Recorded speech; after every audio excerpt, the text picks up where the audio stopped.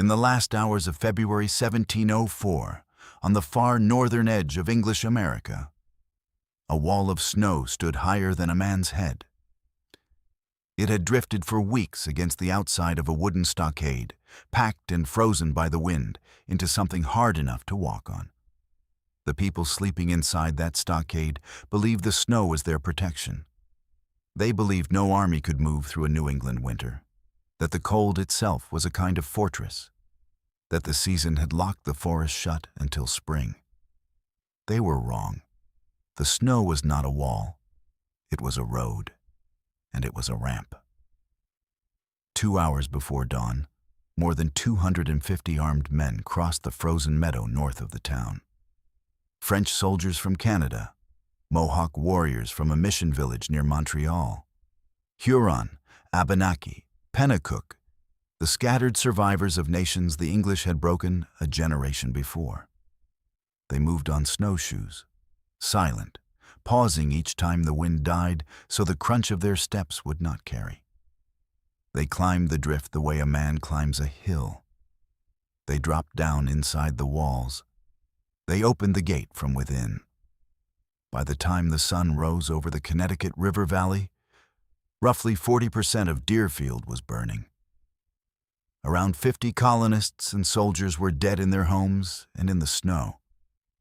And 112 men, women, and children had been bound, dragged from their beds, and started north on foot toward New France, a 300-mile march through frozen wilderness during which the ones who could not keep the pace would be killed where they fell. This was not a random act of frontier savagery.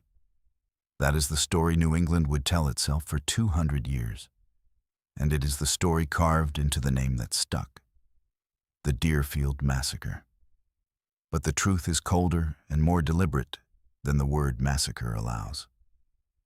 What happened at Deerfield was a planned military operation, executed across hundreds of miles in the dead of the winter, driven by 4 different empires of grief and ambition that all pointed at one small town on the same February night. Battles are remembered for who won. Raids are remembered for who suffered. But the events that truly change a frontier are the ones where every side believes, with total conviction, that they are the ones defending themselves. Deerfield was that kind of event. We remember the village that burned. We forget how many people had a reason to burn it. By the end of this video, you will understand how a town that had been warned, garrisoned, and walled was still wiped off the map in a single hour before dawn. You will understand why the deep winter snow that everyone believed made an attack impossible was the exact thing that made the attack possible. You will learn why a French commander marched 300 miles through the cold to capture one specific Puritan minister, and what that minister was worth alive. You will see the door that survived the fire and still survives today, with the tomahawk scars in the oak. You will learn how an enslaved woman in the minister's own house died trying to shield children who were not her own. And you will meet the 7-year-old girl carried into the forest that morning who grew into a woman, married into the people who took her, and spent the rest of her long life refusing, again and again, to come home. This is the story of how winter became a weapon, how 4 griefs converged on one stockade, and how the line between massacre and war depends entirely on who is telling it. These were the people who lived at the edge of a continent that did not belong to them yet, and did not want to. Before we step into the snow, hit that subscribe button, because the events of one February morning would reshape how an empire learned to fight. Let us walk into Deerfield. To understand the violence of 1704, you cannot begin in 1704. You have to walk backward into the valley itself, because the ground Deerfield stood on was not empty ground, and it was not peaceful ground. It was contested earth, soaked in older blood.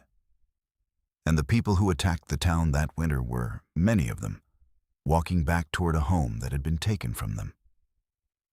The English settlement of Deerfield sat in the Connecticut River Valley, on the ancestral homeland of the Pocumtuck people.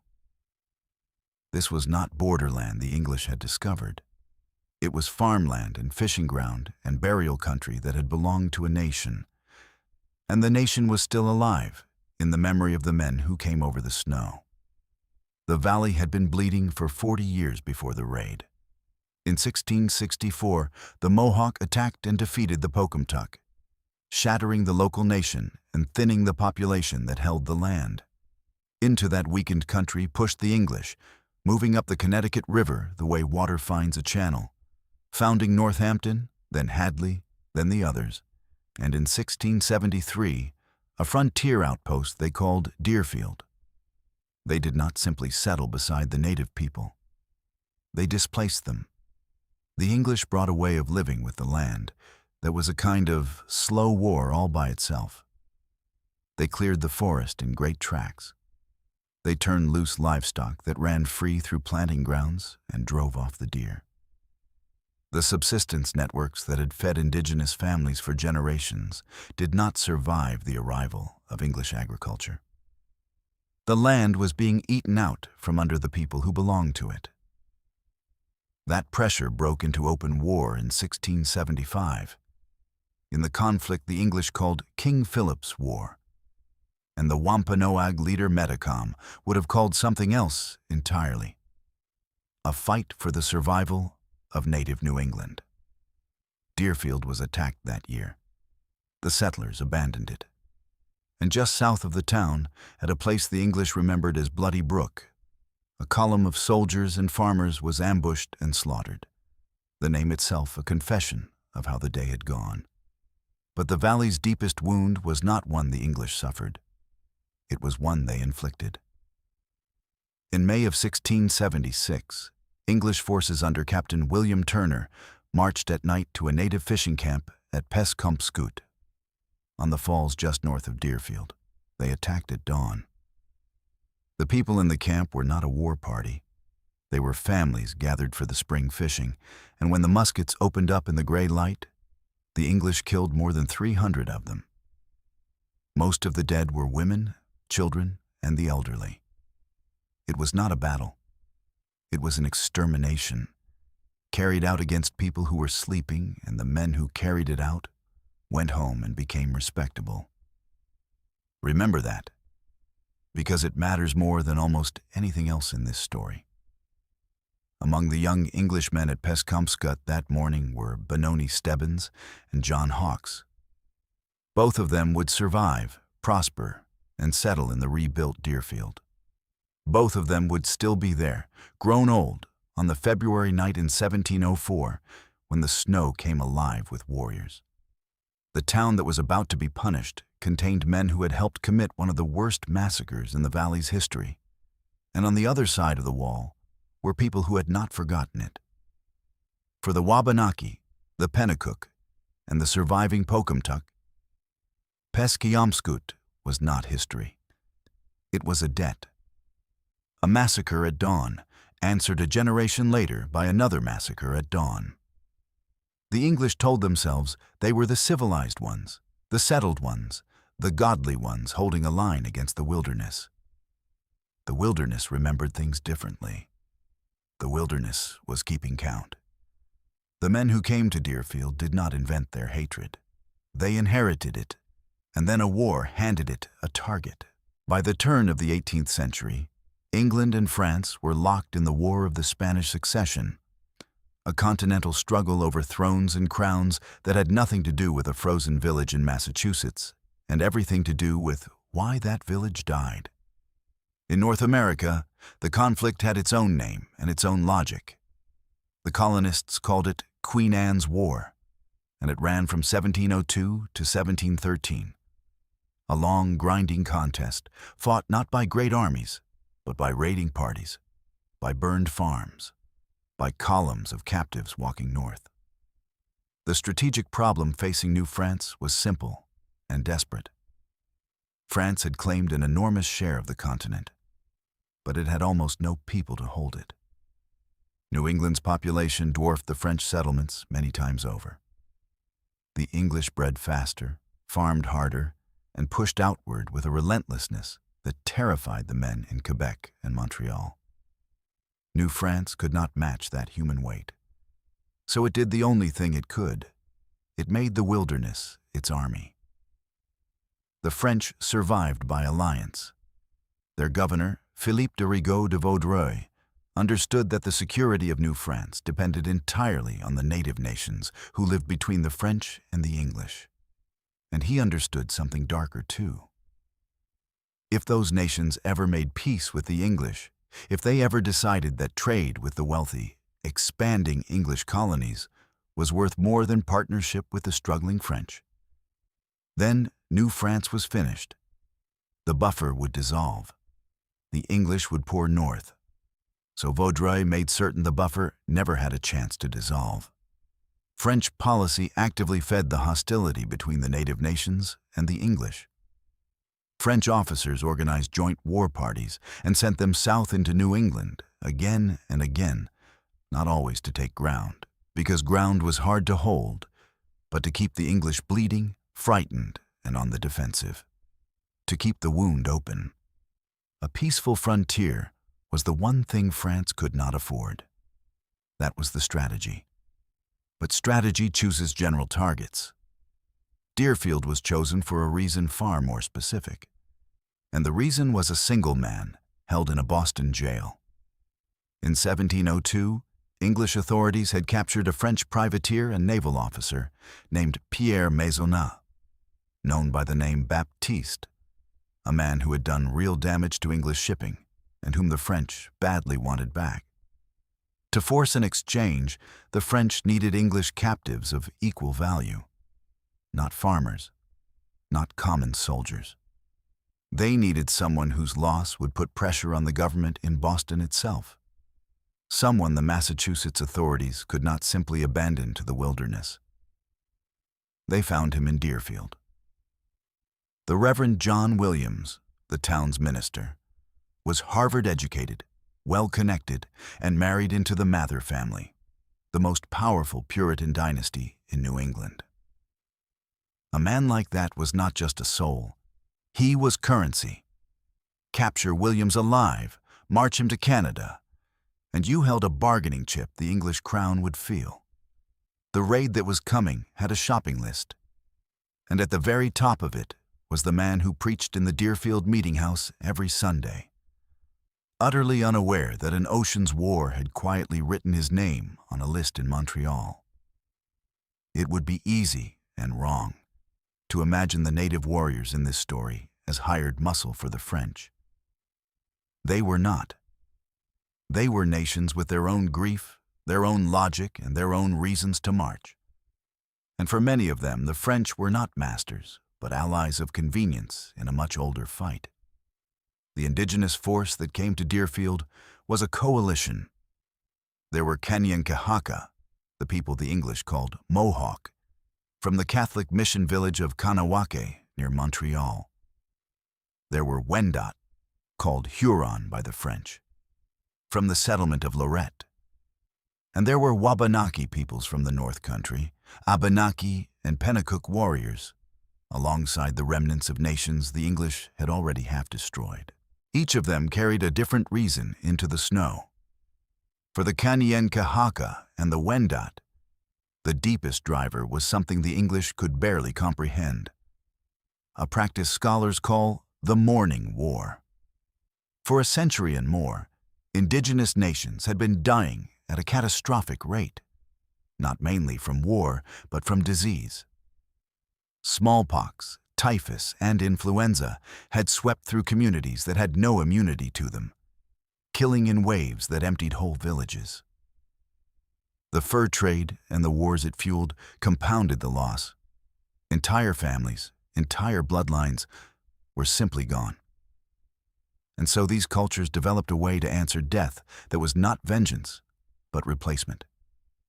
They raided not primarily to kill, but to capture. The captives, especially children, were not held as prisoners in any European sense.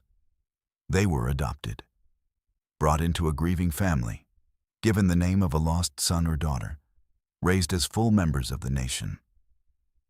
A captive child could become, in the most literal sense, a dead child returned.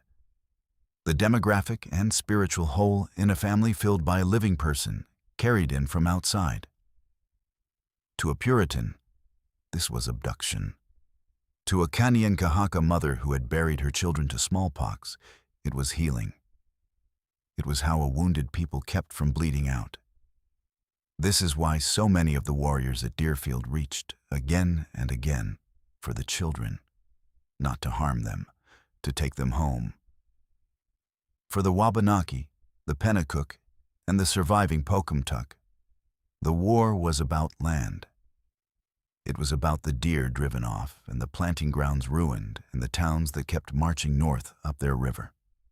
Leaders like the Pennacook Sachem Watanuman were fighting a war of territorial defense that the English settlement made permanent and the French simply happened to fund. English forces in Maine had been attacked in 1703, and the New Englanders had answered with their usual ferocity, and the cycle turned again. The Wabanaki sought to halt the encroachment, and they sought captives to ransom for the supplies that a hard northern winter made a matter of survival. 4 different reasons then, walking south through the same snow. A French empire that needed the English afraid. A diplomatic chess game over a captured privateer. A grieving people replacing their dead with living children. And a dispossessed people trying to push an invader back off their land. They did not all want the same thing. They did not even all want the same captives. But on one February night, every one of those reasons pointed at the same wooden palisade in the same valley, and that convergence was about to come down on 300 sleeping people who thought the season had made them safe. In 1704, Deerfield was the last town. Beyond it, to the north and west, there was nothing the English would call civilization, only forest and river and the long road to Canada. The settlers themselves called it the utmost town, the final outpost of Massachusetts, a cluster of homes in a valley ringed by hills and woods that pressed close on every side.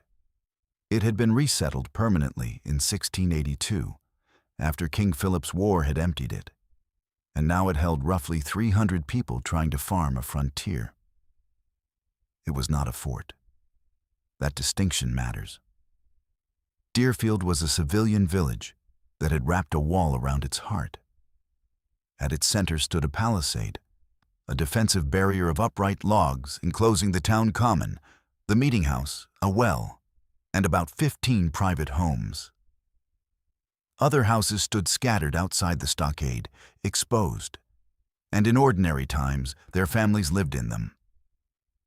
But when the threat of attack rose, everyone was supposed to come inside the wall and sleep within the perimeter, packed together, waiting for a danger that the deep of winter was supposed to make impossible.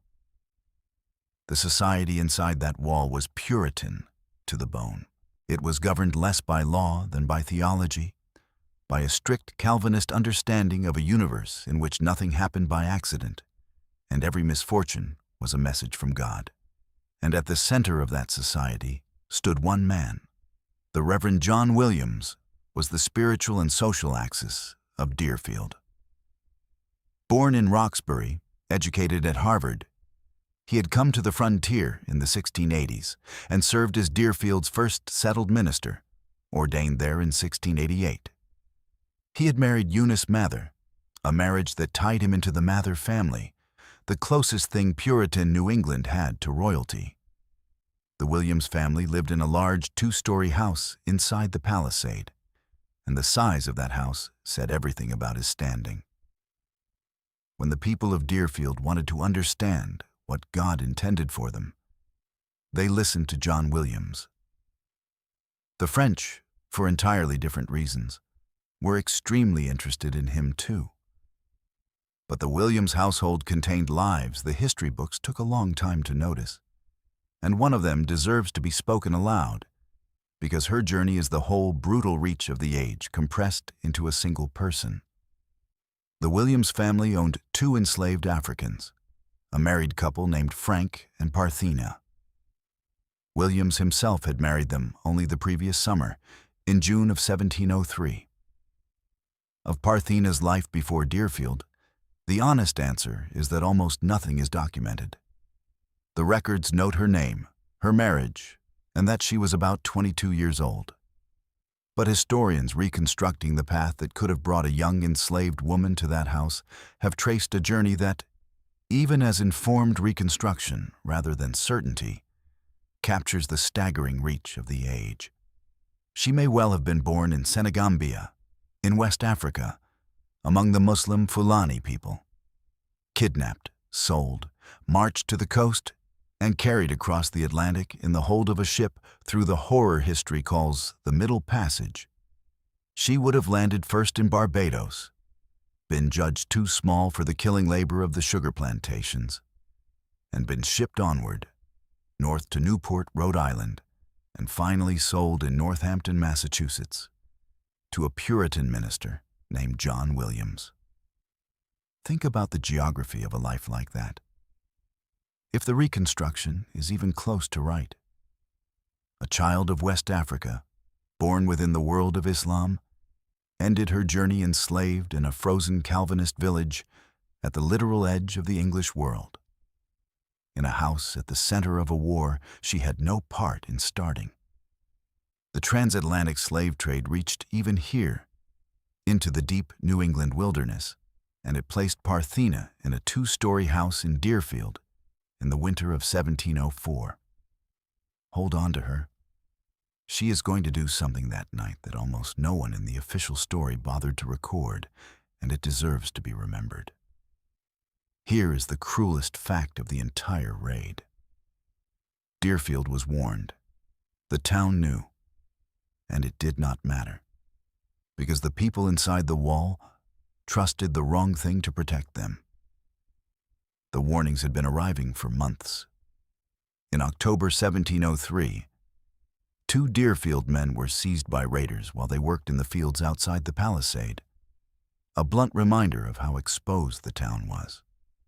That winter, Peter Schuyler, New York's Indian agent in Albany, learned through his Iroquois contacts that a French and Indian offensive was being planned against the New England frontier, and he sent the intelligence forward to Governor Joseph Dudley.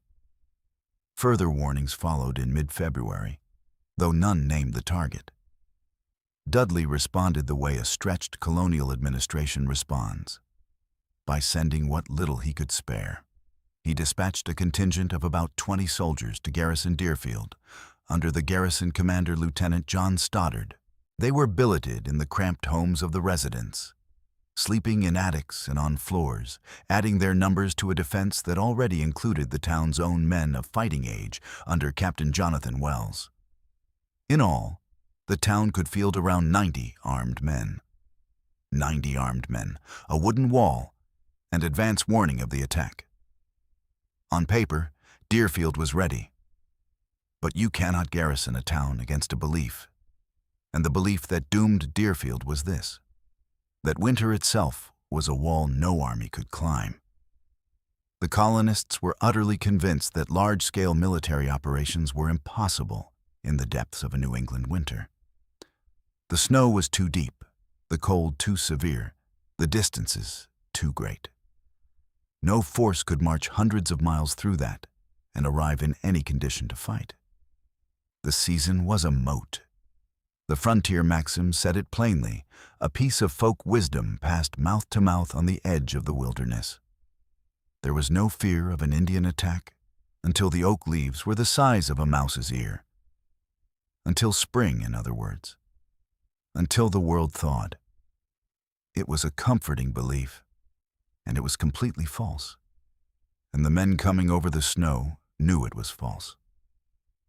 The very conditions the English trusted to shield them, the deep snow, the frozen rivers, the killing cold, were the conditions the attackers had spent their lives learning to use.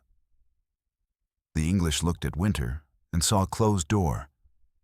The French and their allies looked at the same winter and saw an open highway, paved in ice, leading straight to the gate. The warning had been heard. The wall had been manned. And still the most dangerous thing in Deerfield that February was not any failure of defense. It was a sentence everyone believed. No one comes in winter. They were about to learn what winter could carry. The force that would destroy Deerfield assembled at Fort Chambly on the Richelieu River south of Montreal in the heart of New France. And the man chosen to lead it was taking his first independent command at the age of 35.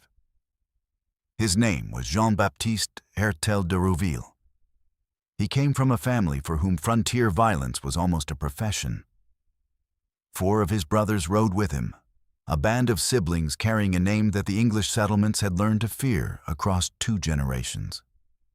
Their father, Joseph Francois Hertel, had himself been captured by the Iroquois as a young man, had survived it, and had gone on to lead the devastating 1690 raid on Salmon Falls.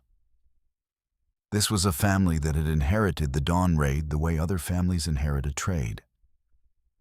De Rouville had grown up inside the craft of it. Now he was carrying it south to Deerfield with his brothers at his side. The force he commanded was a coalition unified by nothing except its enemy. The numbers in the sources vary, as numbers from this kind of warfare always do. But the shape of it is clear. The party that gathered at Chambly numbered roughly 250. About 48 of them were French, troops of the Marine and Canadian militia, who commanded the expedition, supplied the firearms, coordinated the logistics, and carried the specific mission to seize Reverend Williams for exchange. The remaining 200 or so were native warriors, and the largest single block was Kanyakahaka from Kanawake, who would form the core of the assault and came driven by the morning war, hunting captives, above all children, to carry home and adopt. With them came Wabanaki, Abenaki, and Pocumtuck, who knew the country, served as guides and frontline fighters, and came for retaliation and for the land, alongside a smaller contingent of Wendat from Lorette, seeking captives to replace their own dead. As the column moved south through January and February, it was joined by 30 to 40 more Pennacook warriors under the Sachem Watanuman, raising the force to nearly 300 armed men by the time it reached the Deerfield area, closing on a town of 300 souls. The logistics alone should have been impossible, which is exactly why the English believed they were. Moving close to 300 armed men across 300 miles of frozen, trackless wilderness in the depth of winter was a feat that European armies of the period could barely have imagined. The Franco-Indigenous force did it by treating the winter as infrastructure. They pulled their provisions on sleds hauled by dogs. They used the frozen surfaces of Lake Champlain, the Winooski River, and the Connecticut River itself as roads. Walking south on ice that summer would have made impassable water. And they moved on snowshoes, an indigenous technology that the English had never mastered, which let them travel quickly and quietly over snow that would have swallowed a man to the waist. The French understood the value of that technology so well that by some accounts they had placed a large order for snowshoes with their Wendat allies, famed as the finest makers, before the expedition ever set out. Everything the English feared about winter, the attackers had turned into an advantage. The cold was their cover. The snow was their pavement. The frozen river was their highway, running straight as an arrow at the heart of the English frontier. On February 28, 1704, the war party reached the country just outside Deerfield and did something that revealed the discipline of the whole operation. They made a cold camp, roughly 2 miles north of the town. No fires? None. In killing winter cold, with exhausted men who had marched hundreds of miles, they lit no fire, because a fire meant smoke, and smoke meant discovery. They sat in the dark in the freezing night and waited, swallowing their own misery to keep the secret. From a ridge above the settlement, Hertel de Rouville and the native war chiefs studied the town in the failing light, reading it the way hunters read ground. And they saw it. The single fatal vulnerability that made everything possible. The winter snows had drifted deep against the northern exterior of the wooden palisade, packed and frozen by the wind into a hard, sloping ramp that rose against the logs. The wall had been built to be too high to climb. The snow had quietly raised the ground until the wall was no longer too high at all. On the north side, the palisade had effectively lost its height. A man could walk up the drift and step over the top. The defense the English trusted most had been cancelled by the season they trusted most. The wall was still standing. The wall just no longer mattered. Inside, the last line of warning failed in the dark. The town kept a watchman, a sentry whose entire purpose was to catch exactly this. And here the sources do not fully agree, so honesty requires laying both versions down. Some accounts say the watchman was lulled to sleep, that a mother singing a lullaby to a restless child eased the sentry into the warmth of drowsiness on a brutal night. Others say he did fire a warning shot, but that the howling winter wind and the falling snow muffled the sound and swallowed it before it could reach the sleeping town. We do not know which is true. Perhaps both in part. What is certain is the result. Whatever the watchman did or failed to do, the perimeter was open and the town did not wake. The drift waited on the north wall. The cold camp waited 2 miles out. And in the deepest, darkest hour, the hour the English had told themselves no enemy could ever reach, the men on the ridge rose from the snow and started toward the gate. It was a leap year morning, February 29th, 1704, and the attack began roughly 2 hours before first light, in the blue-black cold when human sleep is heaviest. They crossed the frozen meadow in stages, and they crossed it with a patience that is genuinely chilling to imagine. The method was pure discipline. Rather than rush the wall as a mass, small groups darted forward in short bursts timed to the gusts of wind, letting each gust cover the crunch of snowshoes on the crust and mimic its own sound. And every time the wind died, the advancing men froze in place, motionless in the open snow, until it rose again to hide them. Hundreds of armed men, crossing open ground toward a town, advancing in the pauses of a winter gale. Stop. Move. Stop. Move. Closer with every gust. A vanguard reached the northern drift and climbed it without difficulty, scaling the frozen ramp the wind had built, dropping down silently into the enclosure on the far side. They went to the north gate and opened it from the inside. And the rest of the force, 250 strong, flooded into the heart of Deerfield while most of its people were still asleep in their beds. The plan, at that moment, was elegant and restrained. Indigenous war doctrine called for the warriors to surround each house at once, all across the town simultaneously, so that the inhabitants could be taken alive with minimum bloodshed and maximum captives. Surprise was everything. A town taken in its sleep could be harvested, not slaughtered. That was the design. But the design did not survive contact. Somewhere in those first minutes, gunfire cracked out, a shot fired too early, a household waking too soon, and the spell of total surprise broke. The town came awake all at once, in terror, in the dark, to a sound the Reverend Williams would later describe as horrid shouting and yelling that broke upon the town like a flood. The careful surgical operation collapsed into something else entirely. House to house, door to door, axe and musket and fire in the freezing dark. The harvest had become a battle, and the battle had become a massacre. And it all happened in the span of a single hour, while the eastern sky was still black. Among the first houses struck was the largest one inside the palisade, the 2-story home of the Reverend John Williams. He was, after all, the reason a piece of this army had walked 300 miles, and the warriors knew which door to break. They came at it with axes and hatchets, hacking through the wood, smashing the windows. Williams woke to the sound of his own house being torn open.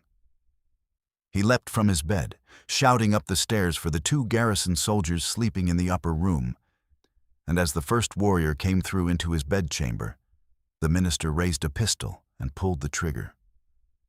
The weapon misfired. The hammer fell on a charge that did not catch, and in the space of that dead click, John Williams went from a man defending his family to a captive. He was seized and bound on the spot. The single most valuable man in New England, the entire point of the expedition, was taken in seconds because a pistol failed to fire. What happened next in that house is the hardest part of this story to tell, and it has to be told plainly, because it explains the logic of everything that followed on the long road north. The warriors who came to Deerfield were assessing every person they found by a single brutal calculation. Could this captive survive a 300-mile winter march? A strong adult was an asset, worth ransom or worth adopting. But the very young, the very old, and the infirm could not keep that pace. And a captive who could not keep the pace was not a captive at all. They were a liability that would have to be killed on the road. And so the calculation was often made immediately, in the house, in the first minutes. In the Williams home, the warriors killed the minister's 6-year-old son, John Jr., and his 6-week-old infant daughter, Jerusha. A child of 6 and a baby of 6 weeks, judged in an instant, unable to walk to Canada through the snow, and killed for it. This is the cruelty at the center of the morning war's logic. The same logic that spared and adopted other children spared no mercy for these. To a Puritan father, it was the murder of his babies in front of him. To the calculation of the march, it was the removal of 2 people who could not have survived the journey anyway. Both things are true. Both things happened on the same floor. And then there is Parthena, the enslaved woman who had crossed an ocean in chains to end up in this house, did not run and did not hide. By the accounts that survive, when the warriors came, she put herself between them and the Williams children, trying to shield with her own body the very children of the family that owned her in the last minutes of her life. She was killed there in the house, struck down alongside the 2 children she could not save. Williams himself, in his narrative, recorded only that the raiders carried 2 of his children to the door and murdered them, as also a Negro woman. Her husband, Frank, was taken captive and would die later on the march. The official histories of Deerfield, written by the descendants of the English families, spent 2 centuries celebrating the courage of the colonists. They had remarkably little to say about the African woman who died trying to save Puritan children who were not her own. Say her name. Parthena. She earned it. Not everyone in the house was taken. One of the garrison soldiers quartered upstairs, Lieutenant John Stoddard, the commander of the town's hired guard, threw himself from an upper window into the deep snow that broke his fall. Half-dressed in the killing cold, he bound his feet against the snow and ran, on foot, nearly 12 miles south to Hatfield to raise the alarm. The same drifts that had carried the enemy over the wall now cushioned the one man who escaped to bring help. Winter, that morning, served whoever knew how to use it. Eunice Mather Williams, the minister's wife, weak and exhausted from giving birth only 6 weeks before, was allowed to dress the surviving children against the cold before they were all herded out into the snow. Remember that small mercy. The captors letting a sick woman put warm clothes on her children, because the same captors and the same march would kill her within 48 hours.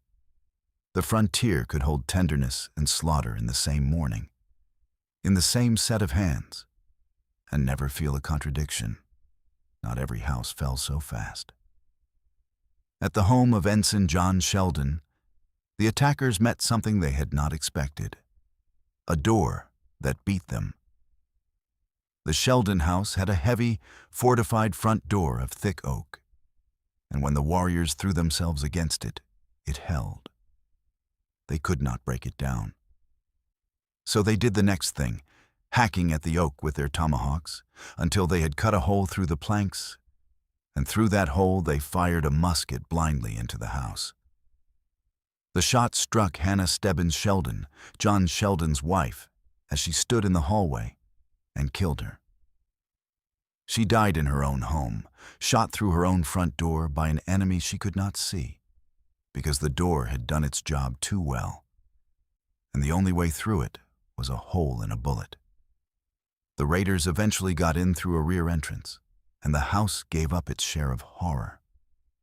The youngest Sheldon child, 2-year-old Mercy, was killed on the doorstep. But the house also gave up survivors. John Sheldon's newly married son and his bride escaped by leaping from a second-story window into the snow. The son got away into the dark. His wife, Hannah Chapin, injured her ankle in the fall and could not run, and so she was seized and taken north with the others, one more captive carried toward Canada because the snow that saved her husband betrayed her landing. That door survived. It outlived the raid, outlived the burning, outlived the rebuilding of the town, and it still exists today. The thick oak still scarred by the gashes of tomahawks that hacked a hole through it on a February morning more than 3 centuries ago. It sits in a local museum, and if you stand in front of it, you are looking at the exact wood that Hannah Sheldon stood behind in the last moment of her life. Of all the artifacts of the raid, that door is the one that refuses to let the event become abstract. The marks in it are not a story. They are the tool marks of the men who were trying to get in. If the raid had a place where the English wrote their own legend, it was the home of Benoni Stebbins. And there is a grim symmetry in this, because Benoni Stebbins was one of the men who, as a young man, had taken part in the Pescomscoot massacre nearly 30 years before. The valley's accounts were being settled in his own front room. The Stebbins house was built unlike the others. Its walls were filled with brick, and that brick made it nearly impervious to musket fire.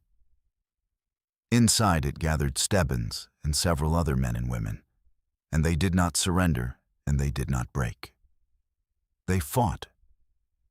The men kept up a relentless volume of fire from the windows, and the women worked beside them, frantically reloading the muskets and casting fresh lead bullets as the supply ran low, melting and pouring ammunition in the middle of a battle so the guns would not fall silent.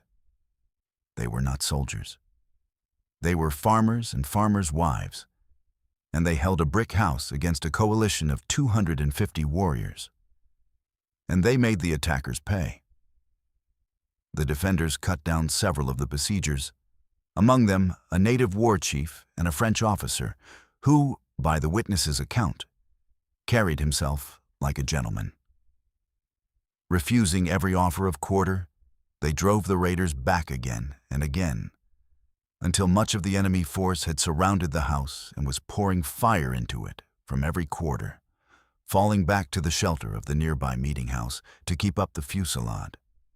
The raiders tried, repeatedly, to set the brick house ablaze and burn the defenders out, and repeatedly they failed. For more than 2 hours, while the rest of the town burned and fell, the Stebbins house held. Benoni Stebbins himself was killed before it was over. But the house never fell. Not to fire, not to assault, not to numbers. It was the one place inside the palisade where the English line held, and it held because of brick and bullets cast by hand and the refusal of a few exhausted people to die quietly. For every Stebbins house, there was a quieter and more terrible end. And it came to the people who did the thing that instinct screams to do. They hid. In the home of the Smead family, as the accounts handed down record it, The elderly widow, Elizabeth Lawrence Smead, went down into the cellar to hide, taking her daughter-in-law and 2 grandchildren with her. They were not found. They were not dragged out. They simply waited in the dark below the floorboards while the raid ran its course above them. And then, near the end, the attackers set the house on fire. The 4 of them, unseen and trapped beneath a burning building, suffocated and burned to death in the cellar. An old woman and a young woman and 2 children, dying in the dark of smoke and heat, with the whole weight of the house coming down in flame above their heads. The same fate took the entire family of thankful hawks, who also died hiding in the cellar of a house that was set alight over them. There is no heroism to narrate here and no last stand to admire. There is only the specific, suffocating horror of having done everything right, having stayed quiet, having kept the children silent, and being killed anyway by a fire you could not see coming and could not escape. The cellars of Deerfield are where the raid stops being a battle and becomes simply the murder of families in the dark. We should not look away from them just because they offer no glory. They are closer to the true face of the morning than any defended door. Pull back from the burning houses for a moment and look at the method itself, because what happened at Deerfield was not improvised. It was a form of warfare, refined over generations, and almost every element of it was deliberate. Understanding the design is what separates seeing a tragedy from understanding a tactic. Start with the hour. The attack came roughly 2 hours before dawn, and that timing was not chance. The deepest sleep, the slowest reactions, the longest delay between alarm and defense all belong to that black hour before first light. A town struck at that moment wakes in confusion, in the dark, unable to see how many enemies it faces or where they are. And confusion in a defender is worth more than numbers in an attacker. The Hertel family had been perfecting the pre-dawn strike for 2 generations. Joseph Francois Hertel had led the Salmon Falls raid by the same logic in 1690. His son simply inherited the clock. Then the approach. The cold camp with no fires, the advanced time to the gusts of wind, the snowshoes, the silence. All of it served a single master: surprise. In this kind of warfare, surprise was not an advantage among others. It was the entire battle. A war party that achieved total surprise could take a town almost intact, harvesting captives from their beds with minimal loss. A war party that lost surprise was thrown into exactly the chaotic, costly house-to-house fighting that broke out at Deerfield the moment that first gun went off. The difference between a clean operation and a bloody one was a single early shot, and both sides knew it. That is why the warriors crossed open ground in the pauses of the wind rather than simply rushing the wall. Every silent yard increased the size of the prize. Then the economics, which is the hardest part for a modern mind to absorb. This was a form of war fought largely for people, not for ground. The English thought in terms of territory, of towns held and lines defended. The raiding doctrine thought in terms of captives, because captives were the currency that mattered. To the Kanyenkahaka and the Wendat, a captured child was a family restored. To the Wabanaki, a captured colonist was winter supplies, ransomed back for the food a hard season demanded. To the French, the right captive was a diplomatic lever worth an imprisoned privateer.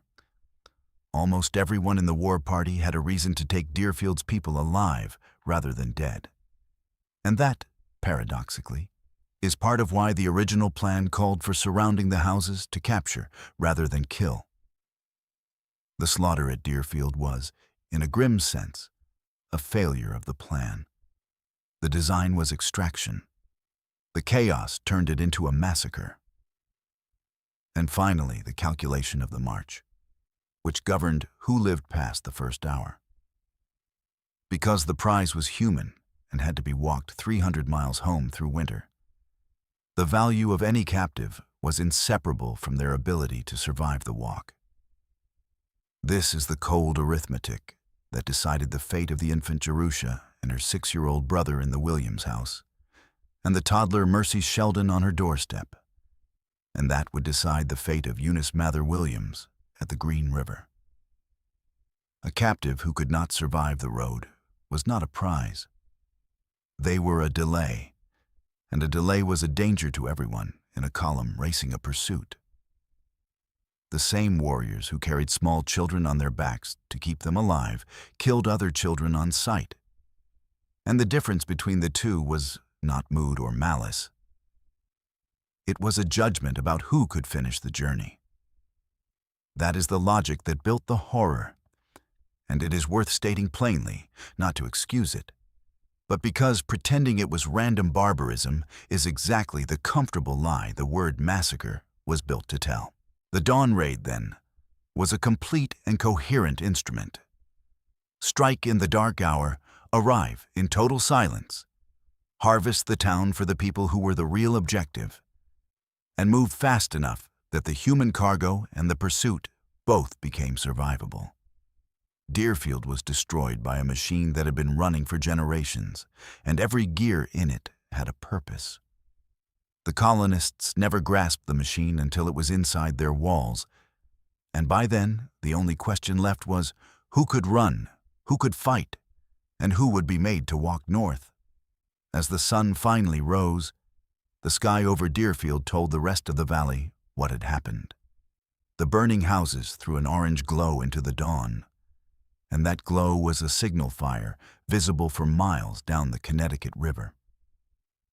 In Hadley and Hatfield, men saw the light, understood it, and rode.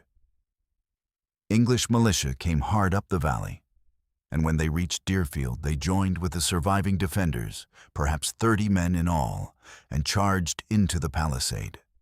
The raiders, who had been burning and looting and binding captives, were caught by the counterattack and driven back, forced to flee out through the north gate the way they had come in. For a moment, it looked like the English had snatched something back from the disaster. The town was retaken. The enemy was running. And then the English made the mistake that turned a recovery into a second slaughter. Flushed with adrenaline and rage, the militiamen did not stop at the wall. They pursued, and in their fury to catch the retreating raiders, they stripped off their heavy winter coats so they could run faster. And they ran out of the palisade and onto the open, snow-covered meadow north of the town, chasing the French and native warriors toward the tree line. It was a catastrophic error, and it was an error about the snow, the same snow that had betrayed the town all morning. The English had no snowshoes. The men they were chasing did. So as the warriors moved lightly over the surface, the English plunged through the crust and floundered, sinking to their waists in the wet, heavy snow. Struggling, slowing, strung out across open ground. Hertel de Rouville had expected exactly this. He had posted a rear guard in ambush along the edge of the woods near the river, waiting. And as the exhausted, coatless, floundering English stumbled into range, the warriors in the tree line opened fire. The volley tore through them. 9 colonists were killed instantly, and others were captured or wounded in the snow. One man took a musket ball in the thigh that he would carry, lodged in his leg, for the rest of his life. The survivors broke and struggled back toward the palisade, and the raiders used the bought time to gather their captives and their plunder and disappear north into the forest. The meadow fight is the whole tragedy of Deerfield in miniature. The English understood courage. They did not understand winter. They charged into the snow without the one tool that made the snow survivable, and the men who had mastered that tool simply waited at the edge of the trees and killed them for it. The lesson was written in blood at the edge of a frozen field, and it would take New England years to actually learn it. By mid-morning, it was over. The raid that had taken an hour to execute left behind a town roughly 40% burned, around 50 colonists and soldiers dead, and one figure that mattered more than any other to the men marching away: 112 captives. More than a third of the entire population of Deerfield was now bound, gathered, and starting north on foot. Hertel de Rouville officially reported his own losses as 3 French killed and 20 wounded, though the true number was almost certainly higher. And he knew with absolute clarity that his greatest danger was no longer behind any wall. It was time. A larger English force would be assembling within hours. Every mile of distance was survival. So the column moved, and it moved fast. And the speed of that march would become its own kind of weapon turned against the people in it. The 300-mile journey to New France was an ordeal that almost defies description. The captives, many of them wounded, exhausted, and in shock from watching their families killed, were driven through deep snow and brutal cold toward a country none of them had ever seen. And here, again, the picture is more complicated than the word massacre allows, because the captors were not uniformly cruel. At the first rendezvous, the native captors handed out heavy winter moccasins to replace the captives' useless English shoes, footwear far better suited to the snow. In some cases, warriors carried the youngest English children on their own backs, the same children they had crossed 300 miles to capture and adopt, now being kept alive and warm by the men who took them. The morning war wanted these children to survive. It needed them to survive. They were the entire point. But survival on that march had a price, and the price was set by the harsh mathematics of a winter retreat. The raiders were short on food and burdened by their own wounded, and they were being pursued. Under those conditions, a single rule governed the column, and everyone in it learned the rule fast. Any captive who could not keep the pace endangered the entire group. A person who stumbled, who collapsed, who could not rise, who slowed the march, became a threat to the survival of everyone, captors and captives alike. And so the rule was enforced the only way the march could afford to enforce it. Captives who fell and could not continue were killed where they lay, dispatched with a tomahawk, to conserve supplies and keep the column moving. This is the engine of attrition that ran the whole length of the road to Canada. It was not random sadism. It was a cold logic of resources and speed, and it fell hardest on exactly the people least able to fight it: the pregnant, the elderly, the sick, the newly delivered mothers, the enslaved man Frank, who all died in the snow over the course of the multi-week journey. Approximately 21 captives died or were killed on the march. Only those with immense physical stamina, or those a captor had specifically decided to keep alive and valuable, survived to see Fort Chambly and Montreal. The most famous death on the road was Eunice Mather Williams, the minister's wife. She had given birth to Jerusha only 6 weeks before the raid, the same infant who had been killed in the house, and her body was depleted, drained, unequal to the brutality of the march. On the second day, the column had to cross the Green River, its waters icy and waist-deep, and as she waded into that freezing water, she collapsed. She could not continue, and under the rule of the march, there was only one outcome. Her Kanien'kehá:ka captor killed her at the river's edge immediately, and the column kept moving.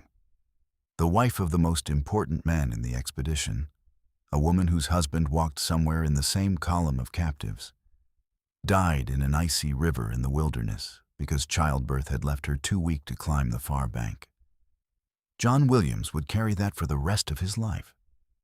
For Reverend John Williams, the march was not only a physical horror, it was a theological earthquake.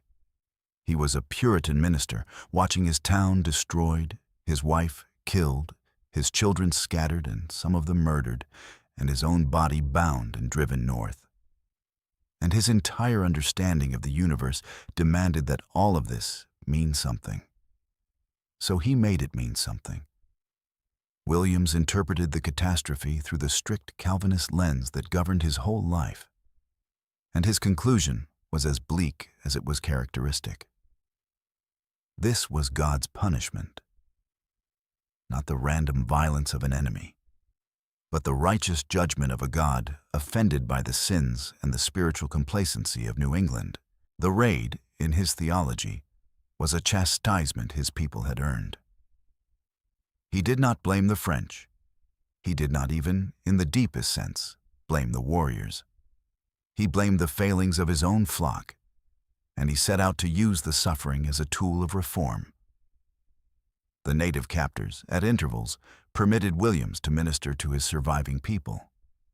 And so, on that march, in the snow, in the freezing nights, a captive minister preached to captive parishioners. He led them in singing what the Puritans called the Songs of Zion, hymns sung by bound people walking deeper into a wilderness they did not expect to leave. He told them their suffering was a divine test, an opportunity for spiritual reformation. And he warned them, again and again, of the threat he believed was greater than tomahawks or cold. He warned them about Catholicism, because Williams understood where they were going. They were being marched into French Catholic country, into a land of Jesuit priests who would work to convert them. And to Williams, a Protestant soul lost to Rome was worse than a Protestant body lost to the snow. He urged his people to hold their faith above everything, to let their ultimate redemption depend on refusing conversion, no matter the pressure. It is a strange and powerful image, and it tells you everything about the world that made Deerfield. A man whose wife has just been killed at a river, whose children lie dead in the ashes of his home, walking through the snow as a prisoner, and using his breath not to curse his captors, but to preach against the religion of his allies. To John Williams, the real war was never between England and France, or between the colonists and the warriors. The real war was for the soul, and it was about to be fought, captive by captive, in the parlors and convents and mission villages of New France. When the survivors finally reached New France, the column that had walked together for weeks came apart. The captives were divided among the various groups that had taken them, parceled out among French households and native villages according to who claimed which person. And that division shattered what was left of the Deerfield families. The surviving Williams children were scattered, sent to different native communities and different French homes, separated from their father and from each other. A family that had gone to sleep together in a 2-story house in Massachusetts was now spread across a foreign country, and which door a captive ended up behind would determine the entire rest of their life. For those who fell to the French, the pressure was religious and relentless. French Catholic priests, the Jesuits, and the Sulpicians set to work on the Protestant captives with everything they had. They used psychological pressure and the deep loneliness of separation. They used the withholding of food. Sometimes they used physical punishment. In Montreal, a circle of devout and prominent French men and women made it their mission to transform these English Protestants into good Catholics, to win for Rome the souls that John Williams had spent the march trying to protect. To these French believers, this was not cruelty. It was rescue. They genuinely believed they were saving the captives from damnation, and they pursued that salvation with a ferocity the captives experienced as a second kind of captivity, one aimed not at the body, but at the faith. For those who fell to native communities, the experience was different in kind. The children and adolescents taken by the Kanyen'kehá:ka and the Wendat were not pressured. They were absorbed, subjected to the adoption rituals of the morning war. They were brought fully into indigenous families as replacements for the dead. Taught the language, raised as members of the nation, given new names and new lives. There was no campaign to break them. There was, instead, something far more disorienting to the Puritan mind. A family that wanted them, completely, as their own, and for some of these captives, especially the youngest, that turned out to be the most powerful force of all. There is a detail in the captivity story that the survivors never wanted to face, and it is this. The longer a captive stayed, the less likely they were ever to come home, and not because the bars got stronger. Because the person changed. The first weeks were the cruelest and the most reversible. A captive newly arrived in New France was still English, still Protestant, still grieving a destroyed home, still counting the days until ransom. Pull them back in those first months, and they returned to Massachusetts as the same person who had left it. This is why John Sheldon's journeys mattered so much, and why the adults, the ones with fixed identities and grown memories, made up the bulk of the 60 who eventually came back. An adult could be held, but an adult could not be remade. They knew who they were. A child was different, and time was the weapon. A 7-year-old taken into a Kanawake family that loved her did not spend years yearning for an English village she could barely remember. She learned a new language until the old one faded. She learned new prayers until the old God grew distant. She was given a mother who had chosen her to fill the place of a dead daughter, and brothers and sisters who treated her as their own, and a name that meant she brings in the corn. Every season that passed wove her more deeply into a world that wanted her, while the world she had been born into receded into a few dim images and a father's increasingly foreign face. By the time the ransom offers reached her, there was no longer a captive to redeem. There was a Kanyankahaka woman who could not imagine why anyone would ask her to leave home. This is the quiet engine that produced the unredeemed captives, and it terrified the Puritans more than any tomahawk. They could understand a child killed. They could understand a child stolen. What they could not understand, what shook the foundations of their certainty about themselves, was a child who was given every chance to return and simply did not want to, because the life she had been carried into was, to her, a better life. The raid took bodies in a single hour. Time took souls over 20 years, and time was patient, and time did not negotiate. John Williams could ransom his neighbors. He could not ransom the years that had passed inside his daughter, and those years had already decided the question he spent the rest of his life refusing to accept. News of Deerfield horrified Massachusetts. Governor Joseph Dudley opened diplomatic channels with Governor Vaudreuil almost immediately, working to ransom the captives back, and what followed was a slow, grinding, agonizing negotiation that stretched across years. At the heart of the effort to bring the captives home was a Deerfield survivor whose own losses made his persistence almost unbearable to contemplate. John Sheldon, the man whose wife Hannah had been shot to death through their own front door. Sheldon made not one but 3 separate diplomatic journeys to New France, in 1705, in 1706, and in 1707, traveling repeatedly into enemy country to negotiate the release of his neighbors and their children. The man who had lost his wife to the raid spent years of his life walking back toward the people who had caused it, trying to undo what he could of the damage. The negotiations were maddeningly slow, and Vaudreuil leaned on a genuine difficulty to explain the delays. He could, he said, return captives held by French citizens, but he had no authority to force his sovereign native allies to surrender captives they had formerly adopted into their families and clans.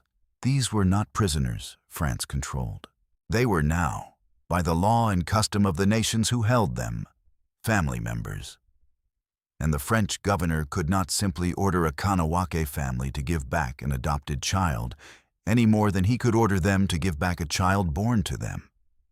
And beyond that, Vaudreuil had to manage his own devout citizens, French believers who were actively trying to keep the English captives in Canada precisely because they had converted them, or hoped to, and could not bear to send a saved soul back to a Protestant colony to be lost again.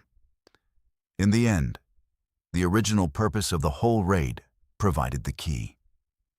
The release of the French privateer Pierre Maisonnat, called Baptiste, by the English unlocked the major prisoner exchange the French had wanted from the start. The man whose captivity had put Deerfield on the target list was the man whose freedom finally opened the door. In late 1706, Reverend John Williams and roughly 60 other captives were redeemed and sailed home to Boston. The minister came back. He came back to a destroyed town, a dead wife, dead children, and a book he was about to write that would shape New England's hatreds for half a century. But he came back.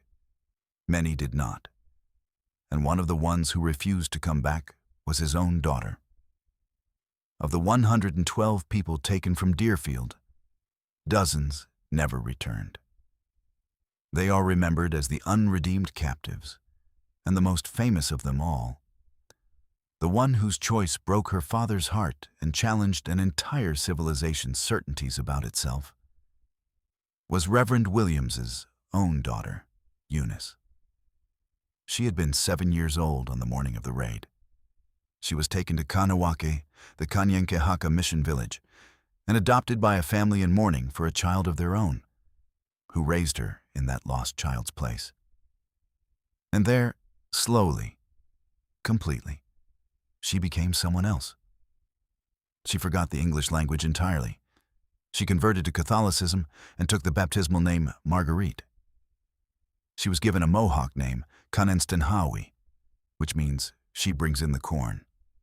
At 16, she married a Mohawk man named Arosen, and she built a family and a life with him.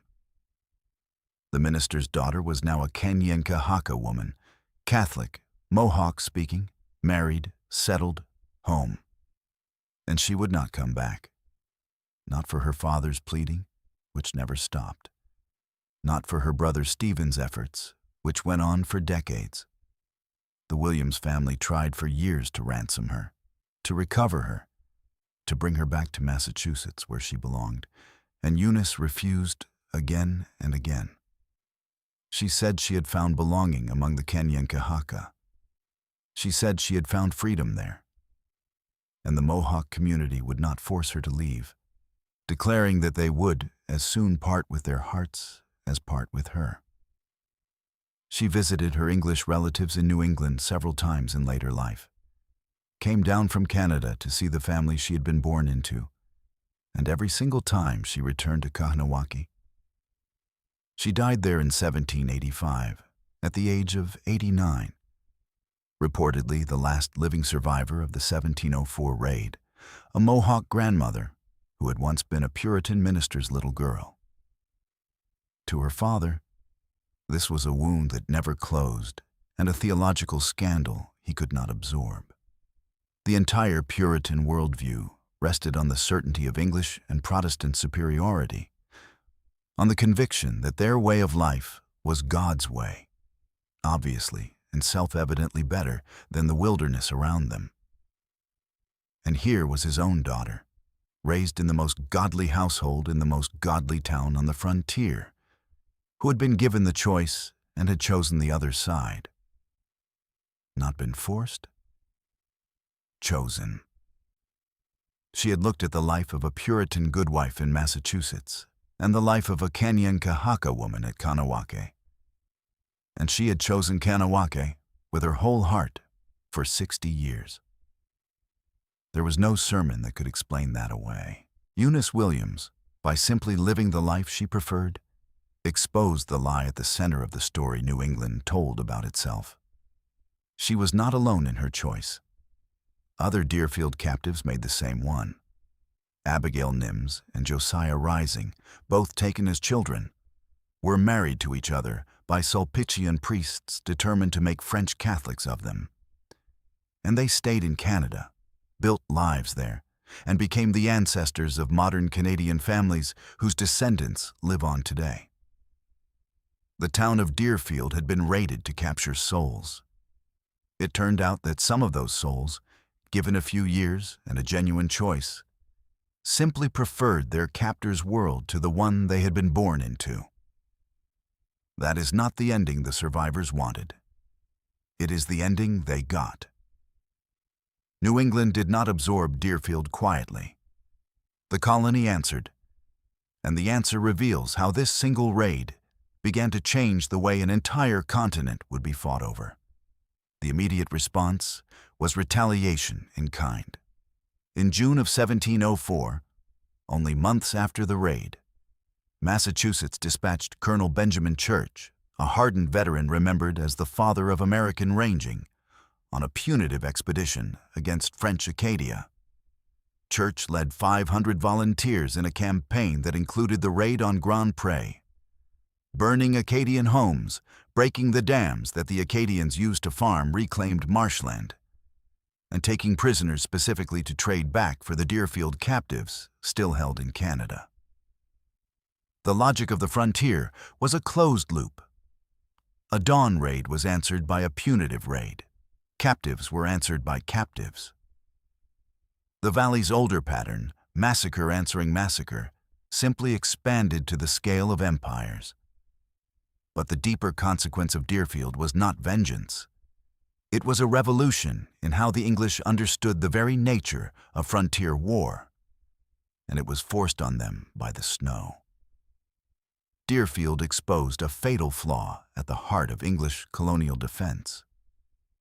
The colonists had built their security around static fortifications, around walls, around palisades, around the idea that you could draw a wooden line and stand behind it. And Deerfield proved, beyond argument, that this was useless against a highly mobile, winter-adapted enemy. The wall had not saved Deerfield. The snow had simply risen over it. A fixed defense, however strong, could always be gone around, gone over, or reached at the one moment its defenders believed themselves safe. The English had been trying to fight a wilderness war with the instincts of farmers defending a fence, and the fence had failed catastrophically. So Massachusetts changed its entire doctrine. The colony recognized that survival required projecting power into the wilderness on the enemy's own terms, moving through the winter forest the way the French and their allies moved through it, fast and light and offensive.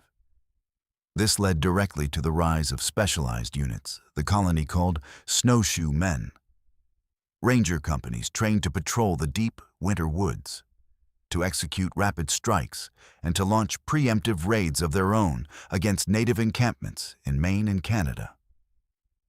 The English stopped waiting behind walls for spring and started learning to hunt in winter. Figures like Colonel Thomas Westbrook would carry these ranger tactics into later conflicts. And the whole strategic posture of the New England frontier shifted from passive defense to scorched earth, guerrilla-style offensive. The art of ranging, of the long-range wilderness strike, which would run all the way down through the colonial wars to the famous Rangers of the French and Indian War, has one of its taproots in the humiliation of a town that trusted a wall and lost to the snow. Deerfield, in other words, taught the English to stop being the people who got raided and to start being people who raided back. It was a brutal education, paid for by 50 dead and 112 taken. But New England learned it, and the Wilderness War was never quite the same. The most enduring weapon to come out of Deerfield was not a musket or a ranger company. It was a book. In 1707, after his return, Reverend John Williams published an account of his ordeal, and he titled it, "The Redeemed Captive Returning to Zion." It became a massive colonial bestseller and one of the defining works in a genre that would shape the American imagination for generations, the captivity narrative. But Williams did not write a simple memoir of suffering. He wrote a weapon, and he knew exactly what it was for. the redeemed captive was theological propaganda, crafted with intent. Williams used the story of Deerfield to warn New Englanders against two threats he wanted them to fear together, as a single enemy: indigenous warfare and French Catholic influence. The murdered children, the burning town, the march, the relentless pressure to convert, the daughter lost to Kahanawake. All of it was shaped into an argument that the wilderness and the Catholic Church were two faces of the same darkness pressing in on God's chosen people. The book hardened anti-French and anti-Catholic sentiment across the English colonies. It drew ideological lines in the mind of New England that would still be sharp half a century later, when the French and Indian War came. Lines that helped a scattered set of colonies understand themselves as one Protestant people with one Catholic enemy. Here is the irony that runs underneath the book. The man who wrote it had walked the march alongside captors who carried his neighbors' children on their backs and gave them moccasins for the snow. His own daughter would spend a long and apparently happy life among the very people the book taught readers to fear.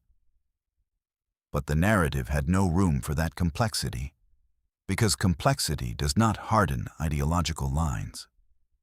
A villain does. And so the redeemed captive flattened the four griefs that built the raid into a single, satisfying shape: the godly captive among the savage and the papist. And that shape did its work on the colonial mind for 100 years. The first draft of how Deerfield would be remembered was written by the man with the most reason to remember it as a massacre, and the least reason to remember it as a war. In the long aftermath, the descendants of the survivors took control of the memory, and they built it into a monument to themselves. In the late 19th century, the families of those who had lived through 1704 worked hard to fix the event permanently in the American historical imagination. In 1870, they founded the Pocumtuck Valley Memorial Association to preserve the artifacts of the raid, including that scarred oak door from the Sheldon House, and to construct a particular kind of story, a narrative of Anglo-American martyrdom and resilience, of innocent Christian settlers struck down by savagery and rising again. It is a powerful story, and for a century it was the only story, and it gave the event the name it carried for generations: the Deerfield Massacre, a word that contains a whole world view. Massacre means innocence on one side and barbarism on the other. Massacre means there is nothing to understand, only something to mourn and to avenge. And in the last several decades, modern historians have taken that word apart. Contemporary scholarship has largely set aside the term Deerfield Massacre and replaced it with a colder, more honest phrase: the raid on Deerfield. That change is not academic fussiness. It is the recovery of everything the word massacre was built to hide. To call it a raid is to recognize that the French and their indigenous allies were not committing a random act of barbarism, but executing a coordinated military operation, planned across hundreds of miles, with strategic objectives and disciplined tactics, entirely within the brutal but real rules of colonial warfare. It is to recognize that the warriors who came over the snow were fighting for territory that had been taken from them, replacing families that disease and war had destroyed, and answering massacres their own people had suffered, including one committed at dawn, a generation earlier, by men who were sleeping inside Deerfield's own walls that night. The shift from massacre to raid is the difference between a story with a villain and a story with a history. Step back from the burning houses and look at what actually converged on Deerfield that morning, because it was never one thing, it was four, and they had almost nothing to do with each other until the moment they all arrived at the same wall. There was the grief of an empire. New France, too few to hold what it claimed, terrified of an English peace that would erase it, sending war south year after year, not to win ground, but to keep a wound open, because an open wound was the only thing keeping the English off its throat. Deerfield burned in part because France could not afford for the frontier to be calm. There was the grief of a diplomat's arithmetic, a privateer named Baptiste sitting in a Boston jail, and a minister named Williams sleeping in a Deerfield bed, and a cold equation connecting them across 300 miles of snow.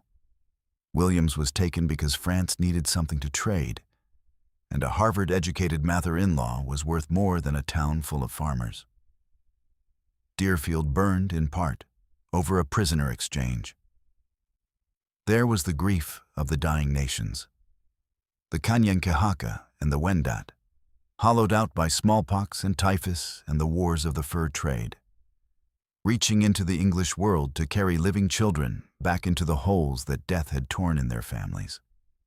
Deerfield burned, in part, because grieving families on the St. Lawrence needed sons and daughters to replace the ones they had buried, and the morning war told them where to find them.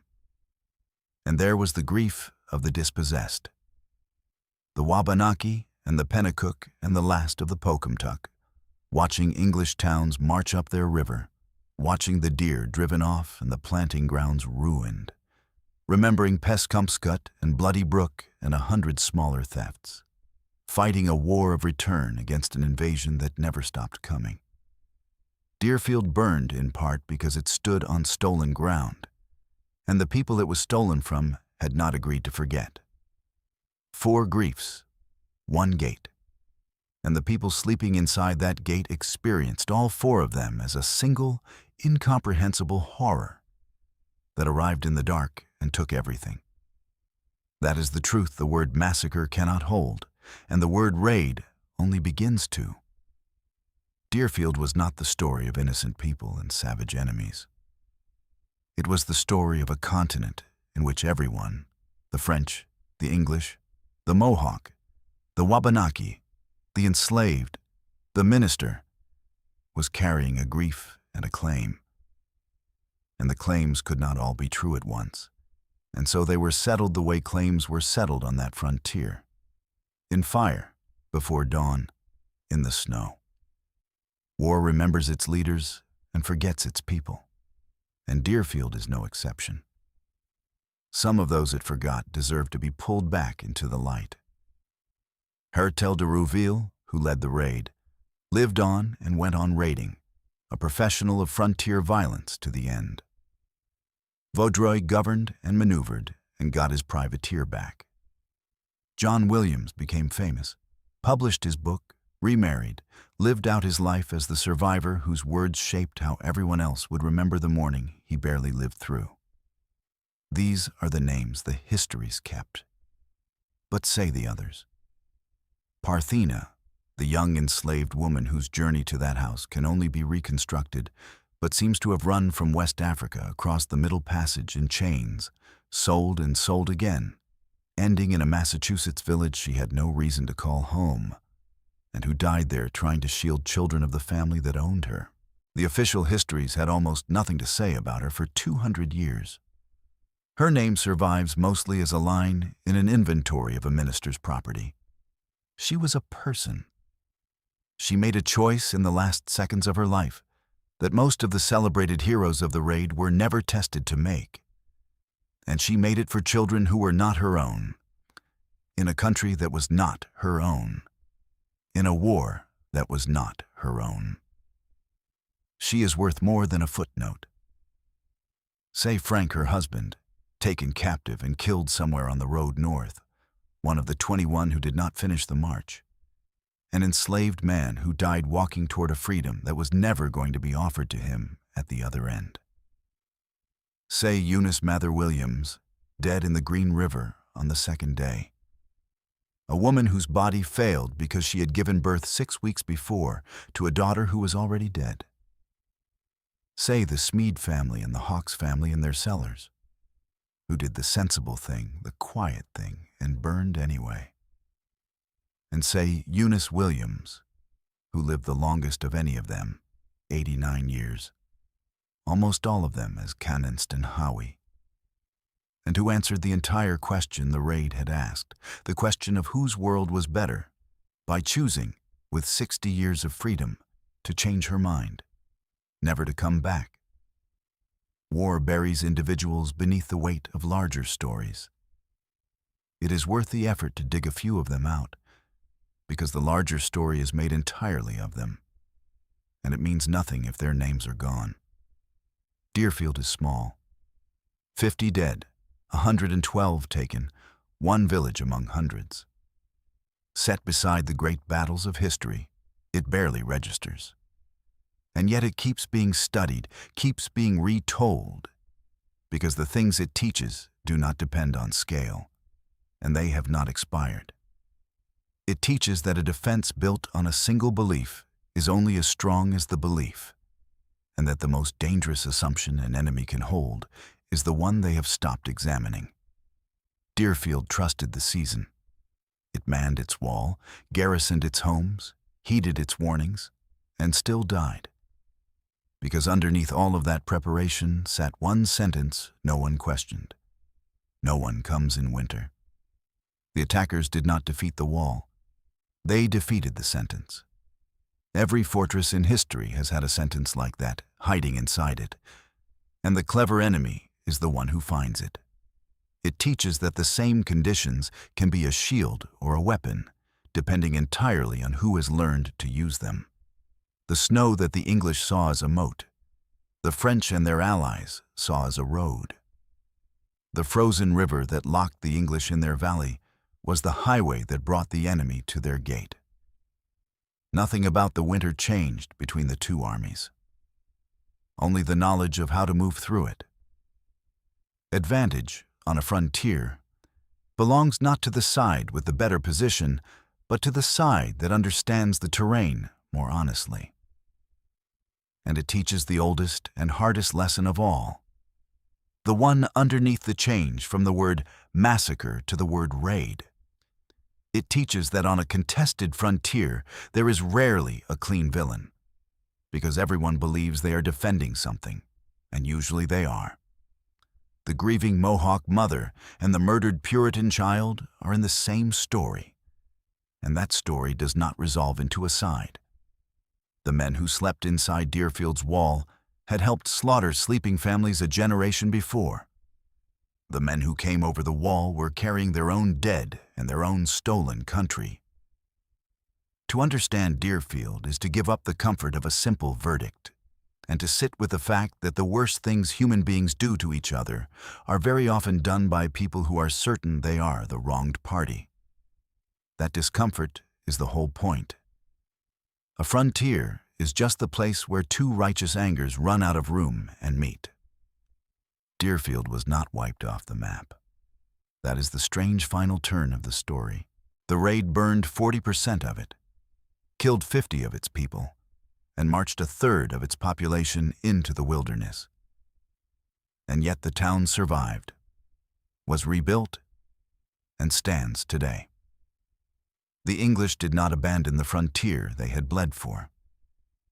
They came back, raised new houses on the burned lots, manned the wall again, and went on living at the utmost edge of their world. You can walk through it now. The village still exists in western Massachusetts, near the Vermont and New Hampshire borders, a quiet place of old houses and long fields. There is no battlefield to visit in the way there is for a great war.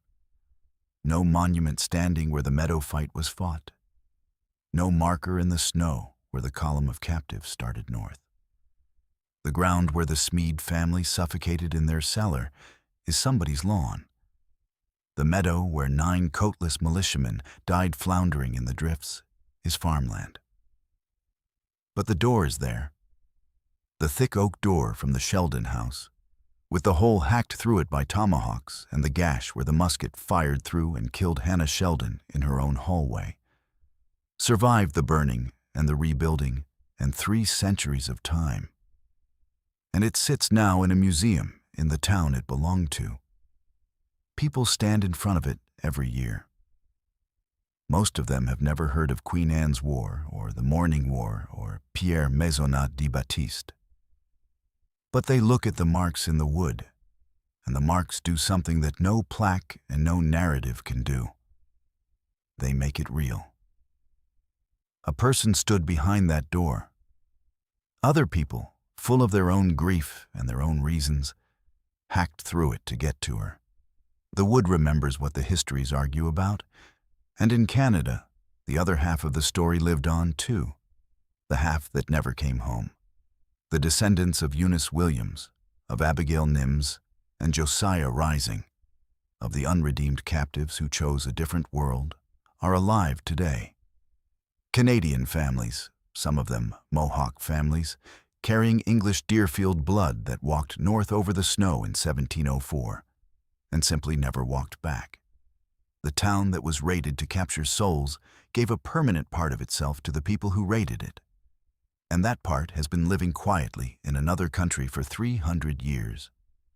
The longest and gentlest consequence of one violent morning. We began with a wall of snow. The people of Deerfield looked at that snow, drifted high and frozen hard against their wooden palisade, and they saw protection. They saw the season that closed the forest, the cold that no army could cross, the deep winter that made them safe until the oak leaves came back in spring. They built their whole sense of security on it. There was no fear of attack, the old maxim said, until the oak leaves were the size of a mouse's ear. They believed the calendar was a wall. They feared the wrong season, and they trusted the wrong thing. And the thing they trusted is the thing that killed them. Because the men who came over the snow did not fear winter. They had spent their lives learning it.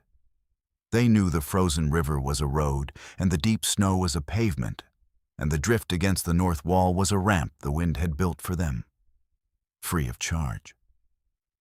Everything Deerfield trusted to keep the enemy out, the enemy used to get in. The season was never a wall. The season was a door, and the door had been standing open the whole time, and only one side knew it. 50 dead in the houses in the snow.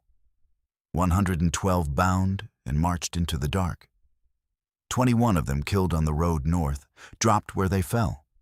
An old woman, a newborn's depleted mother at the edge of an icy river. An enslaved man walking toward a freedom that did not exist. Children carried off to fill the graves of children on the St. Lawrence. A minister preaching against Rome in the snow with his wife dead behind him. A daughter who would choose her captors for 60 years. A door full of tomahawk marks in a museum. 4 griefs that all came due on the same February morning at the same wooden gate. History gave it a name that hid most of that. It called it a massacre, and the word was a kind of wall too. A way of keeping out everything that complicated the story, everything that asked the people who suffered to understand and the people who attacked. Modern history took the wall down and called it a raid. And behind that plainer word stands the harder truth. A coordinated act of war, fought by people who all believed they were defending something, on ground that everyone claimed and no one could share. The trenches and walls of the great battles get studied in military academies. Deerfield gets studied for something quieter and more useful. The lesson that does not depend on armies or numbers at all. It is the lesson that a frontier punishes certainty. The colonists were certain of the season, certain of their wall, certain of their God, certain that their way of living was so obviously right that the wilderness could only be an enemy and never a choice. Every one of those certainties failed them. The season let the enemy in. The wall was a ramp. The God they trusted was, in their own minister's telling, punishing them. And the wilderness they were certain no one could prefer took their 7-year-old daughter and gave her a life she would not trade, not for 60 years, not for her own father's tears. The snow they trusted is still there every winter, drifting against the rebuilt houses, harmless now, beautiful even. The same snow that once rose silently against a wall until the wall did not matter. It does not remember the night it became a road. Snow never does. It just falls and drifts and waits. The way it waited 2 hours before dawn on the last morning of February in 1704. While 250 men crossed a frozen meadow in the pauses of the wind, toward a town that had heard every warning, manned every post, and still slept. Because it had told itself the one comforting lie that every doomed place eventually tells. Not in winter. Never in winter. They were wrong about the season. And the season took everything they had.